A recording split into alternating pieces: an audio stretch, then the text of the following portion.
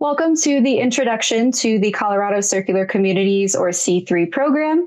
My name is Liz Kuhn, and I'm joined by my colleagues Sarah Hernick and Hannah Hurt to talk a little bit about the program with you today. First off, we will talk a little bit about what circularity is, as well as an overview of the C3 program. Then we'll provide you an introduction to our technical assistance program, as well as our funding opportunities, and we'll talk a little bit about how you can get involved with our program as well. So welcome to C3. Our mission is to advance the state's transition to a circular economy. And a circular economy is really a system that is meant to be restorative and regenerative by design. So currently we are in a lot of cases what you would call a linear economy, where, a product is made, a product is used, and then a product is thrown away and usually ends up in a landfill. With a circular economy, we are really focused on enabling resources to maintain their highest value for as long as possible and eliminating waste through designing products, services, and materials in order to meet that goal. So whether it's raw materials or it's recycled materials, we want to ensure that everything is designed so that when it's produced, it's distributed, and it's consumed, it can be reused, it can be repaired, or it is designed to be recycled into another or the same sustainability designed material.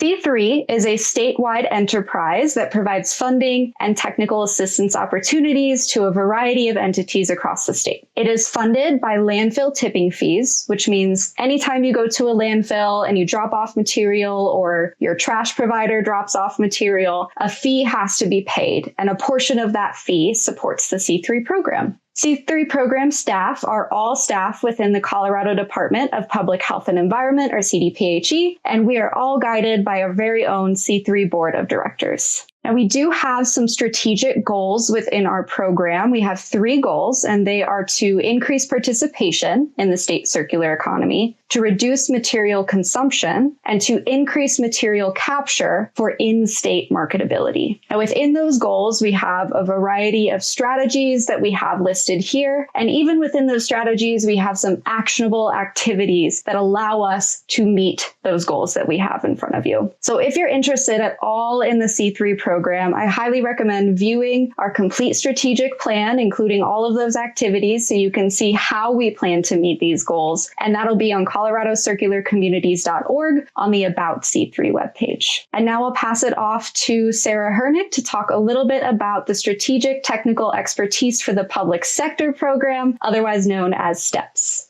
Thanks, Liz. Yeah, so I'm going to talk a little bit more about our STEPS program, which is our technical assistance program for local governments, public K-12 schools, and tribes. So our STEPS program is available on an ongoing basis for those local governments, those public K-12 schools, and tribes throughout Colorado. So you can always apply to participate in this program with our team. And with this technical assistance program, we hire expert consultants to provide no-cost consulting services to communities to help them develop and implement circular economy projects. And so there's no application for this, but you do want to go to our website and fill out an inquiry form to talk with a team member about your project and how you can engage with our technical assistance program. So our STEPS program offers different levels of technical assistance depending on your community's needs and your project needs. But with every project, we're always going to start with, a time where you get to spend with a member of the C3 team to talk through your project. And so you can request an office hour by going to our website and filling out our inquiry form.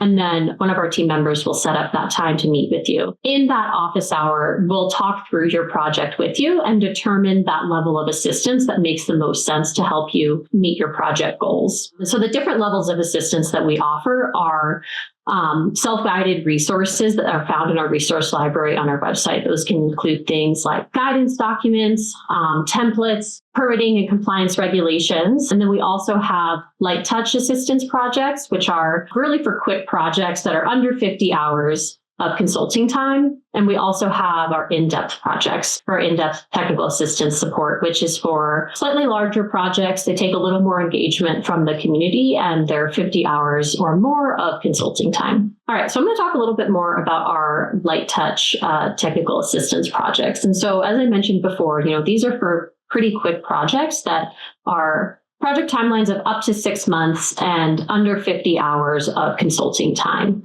The process for this is you'll submit an inquiry form, you'll meet with a team member, and then once we determine that a light touch project makes the most sense, we will get to work on developing deliverables and sending you an offer letter to really start that project. So this really is intended to be quick assistance for quick, short projects to meet community needs. And so some examples could include like a city council presentation, doing some sort of stakeholder engagement, things like that. So our in-depth steps projects, and as you can tell by the name, are a little more in-depth. So they're for more comprehensive projects that might require a little more time and technical support from the consultant. And so these projects can last up to about a year and a half, and they're for anything that's going to require 50 hours or more of consulting time. And so these are often a little more comprehensive and involved projects. And because of that, the process with the community is a little bit more involved than the light touch projects as well. And so with these, after your office hour with a team member, if it's determined that an in-depth steps project makes the most sense, we will work with you and the consultant to create a work plan that will be presented to the board of directors for approval to start the project. And, keep in mind that this project will also require a signed letter of engagement from a designated signatory from your community. So really that just means someone like your mayor or your town manager needs to show their support for this project. And so the process, from submitting the inquiry and having that office hour with our team all the way to, getting board approval and starting that project could take anywhere from like 2 to 3 months. And so it does require a little more buy-in and just takes a little more time. So keep that in mind as you plan for these projects. So some examples of an in-depth steps project could be something like a feasibility study, a zero waste action plan, or helping you develop a policy for your community.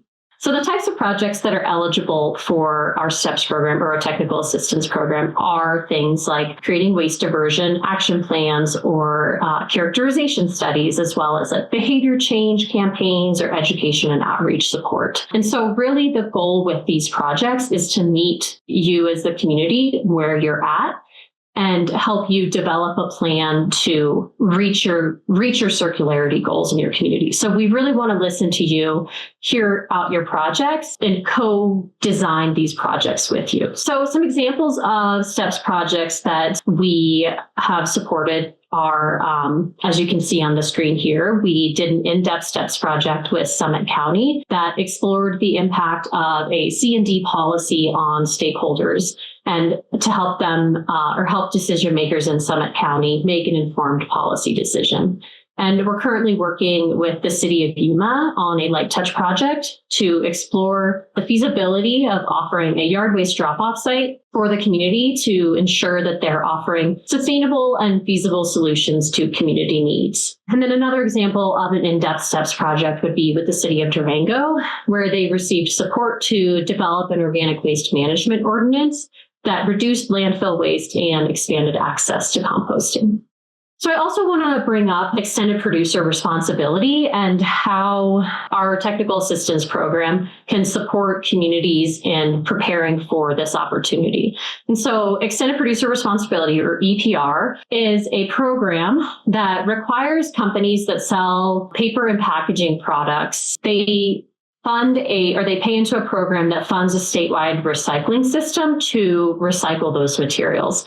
And so this program could provide reimbursements and funding for community recycling costs, such as like operations, administration, and even education and outreach campaigns. And so Circular Action Alliance, or CAA, is the program that is managing EPR, but we work closely with CAA. And you can use our technical assistance or our STEPS program to help your community prepare for EPR. And so some ways that our technical assistance program can help you prepare are through completing things like feasibility studies, or helping you update or rewrite or create an ordinance, or, like some hauler licensing updates, program planning, and things like that. So we recommend that you connect with CAA to talk more about how you can engage with EPR, but just know that our technical assistance program is here to support you in preparing for this opportunity.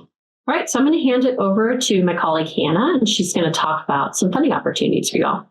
All right. Thank you for the introduction, Sarah. My name is Hannah Hertz, and I am here to talk about some of the C3 funding opportunities separate from steps in the technical assistance program that was just discussed. So C3 also has 3 tiers of grants funding available. These grants are available for entities across the state of Colorado and are offered through a competitive process. Local governments, tribes, nonprofits, for-profits, institutions of higher education, as well as public and private schools are all eligible entities. You are eligible with a few caveats. You must be registered and in good standing with the Colorado Secretary of State. So the folks that will receive and review your applications will verify that your business or your entity has been registered with the Secretary of State for a minimum of a year to the date in which you are or you have applied. You must maintain good standing with all regulatory programs, including Colorado Department of Public Health or CDPHE,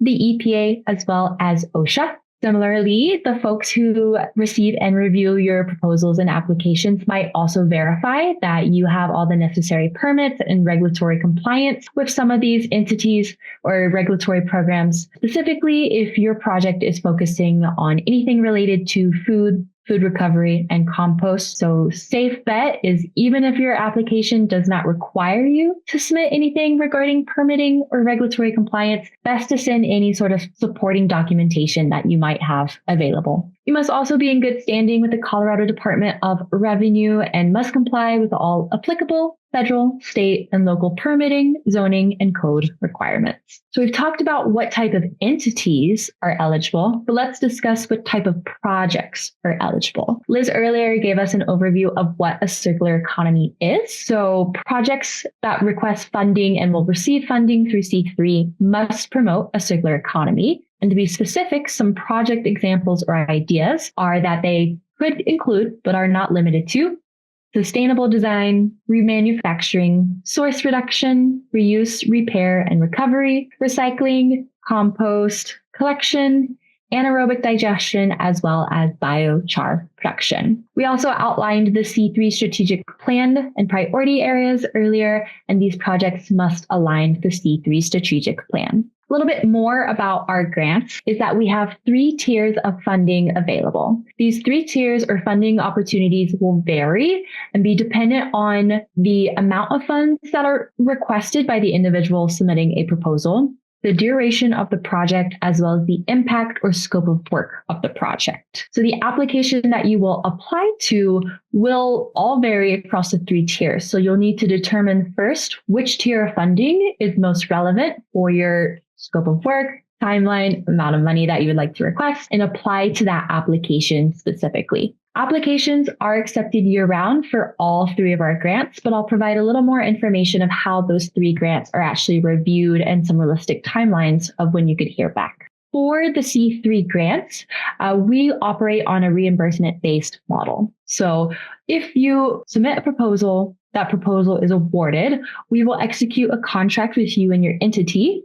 Once you have a contract in hand, you may move forward with your project, your proposal, and make purchases. But with the understanding that C3 will ask that you make all purchases up front after the purchases have been made and you can prove that any equipment is operational on site, or say it's staff salary, proving some staff hours.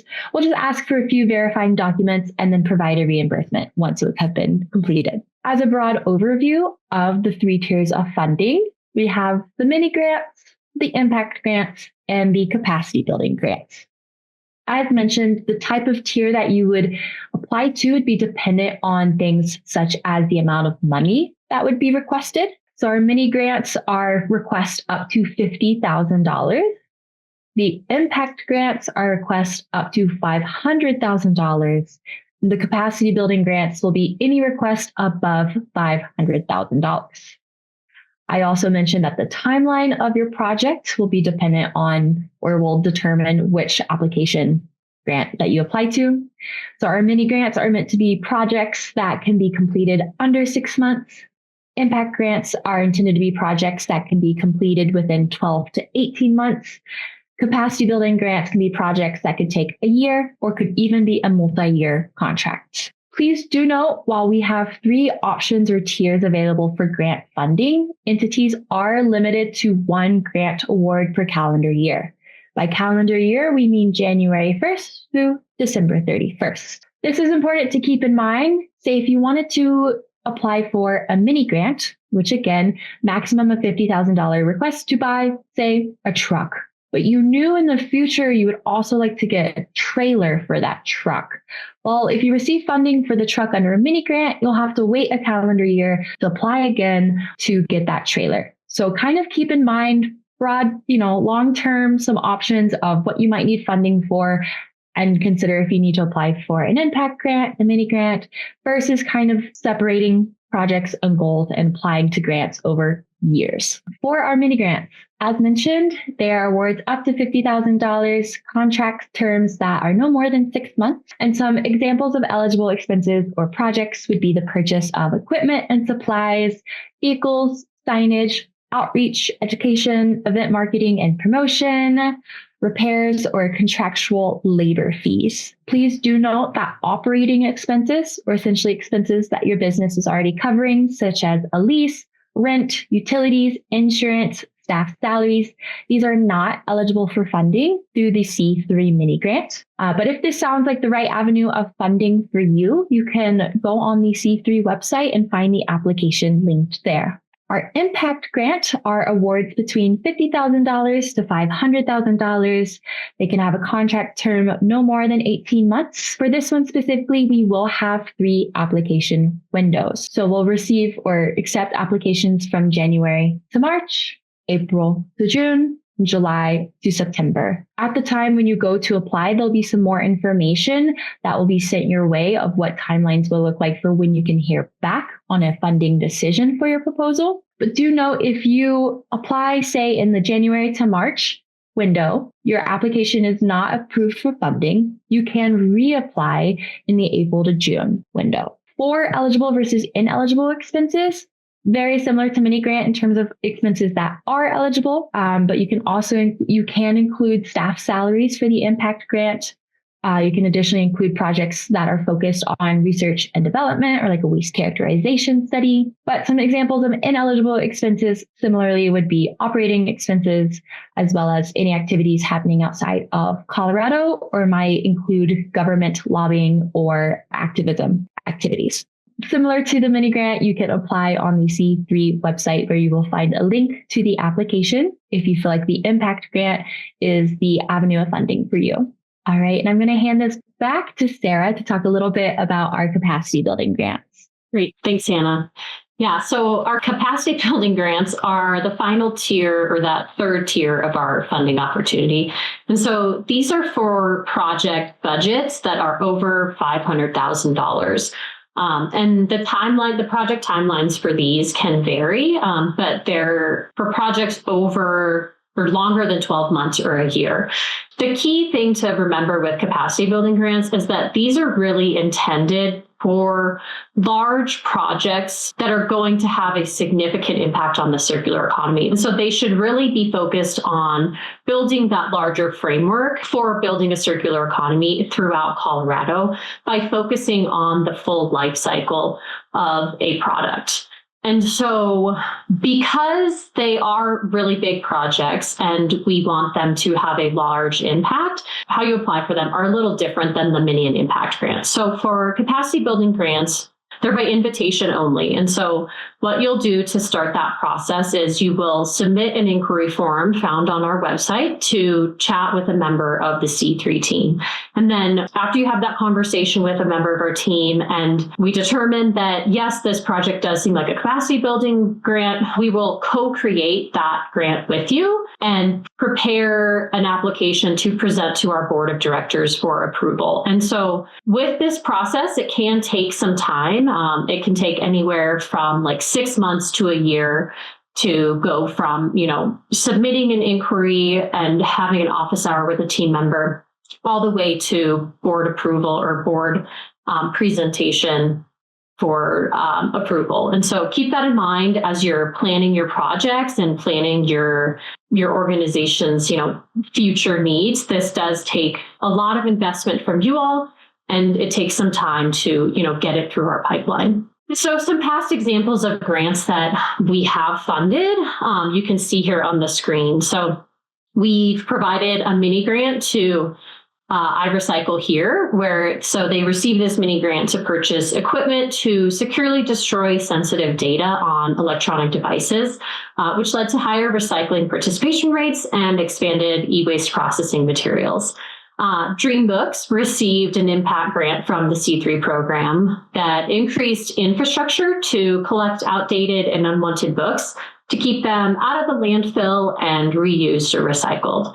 And then the City of Grand Junction worked with the C3 team to apply for a capacity building grant to develop a new materials recovery facility, or a MRF, to expand their recycling services. All right, so that wraps up our introduction to the C3 program. And on the next slide, I'll share more about how you can engage with our program, explore the opportunities that are available to you, and then how you can connect with our team to explore your options as well. So if you are interested in learning more about our program and our funding or our technical assistance opportunities that are available to you, I recommend that you go to our website at coloradocircularcommunities.org. And on our website, you'll find detailed information about our grants, including our grant guidelines, as well as grant application links on that website. And you can also find the inquiry form where you can fill it out to talk with a member of our team. And we also have a LinkedIn, so you can follow us by following that link on the screen that you see there. And we also send out regular newsletters that have, C3 updates and information. And so you can scan the QR code on the screen to sign up for our newsletter as well. Thank you for listening to this presentation today. We hope that it was helpful, and we look forward to hearing from you.